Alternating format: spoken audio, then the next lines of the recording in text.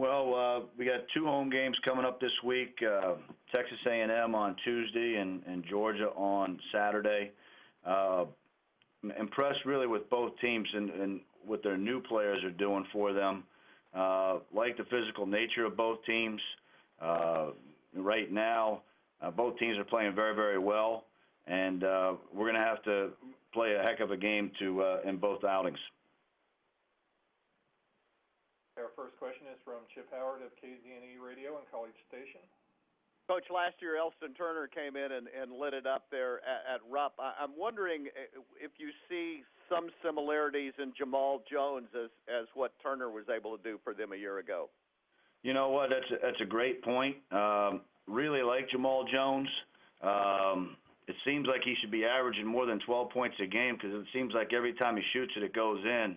Really a smooth player with really good with the ball, can create his own shot. He's a very good shooter off the catch, and it gives them that number one scoring option for their team. He's really more of a 3 than he is a 4. Sometimes he has to play that 4 spot, but it can create matchup problems because he can draw you away from the basket. I'm wondering if you could talk about them defensively. They lead the league in field goal percentage defense. Well, they mix things up defensively between their man-to-man and zone. Really like Caruso as a defender. Really anticipates well. They play solidly defensively. Not a whole lot of risk factors in trying to steal balls. They wall up really well in the post and make it tough, take you tough shots in and around the basket. So we're going to have to do a good job of penetrating, being ready to shoot, and hopefully do a little bit of damage on the offensive glass. Thank you. Next question is from Larry Bott of the Danville Advocate-Messenger.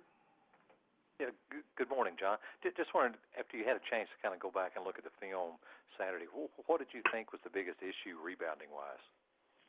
You had 6'8" kids that weigh about 275 pounds, and they had their way with us. They were, they were space eaters inside that were really, really physical. I believe it's the first time all year we've been out rebounding and we got our butts kicked on the glass, especially offensively. We showed that tape to our players yesterday before practice, because we were plus 13 going into the game rebounding-wise, and, we're fortunate to get, to come away with the win. There were a lot of those plays, though, that there was probably 2 or 3, sometimes even 4 offensive rebounds per possession. But we have to do a better job of keeping guys off the glass for sure. Okay, and when you look at what seemed to be Willie's biggest problem in the game, just getting pushed around, or? Yeah, I mean, if you watch the film, once they made contact, he didn't fight back. He had a big height advantage over him. He just has to get down and be physical and make the first blow with contact, and then use his size to rebound it above the rim. Thank you. You're welcome. Up is Kyle Tucker of the Louisville Courier-Journal. John, what kind of work have you guys done with Dakari developing his game, and where have you seen him grow the most? Well, we were really happy for Dakari. That's probably the best he's played, and he's realistic about it. There are some games where it's a tough matchup for him.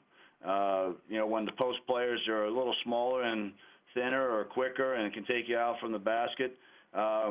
He's really gotten in the best shape he's ever been in. He's running the floor well.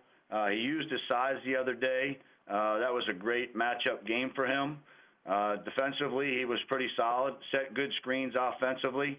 But how do you develop it? He's been in the gym and getting extra work in and making sure that he's doing extra conditioning and, just focusing on the things that he can do to help us, win a few more games.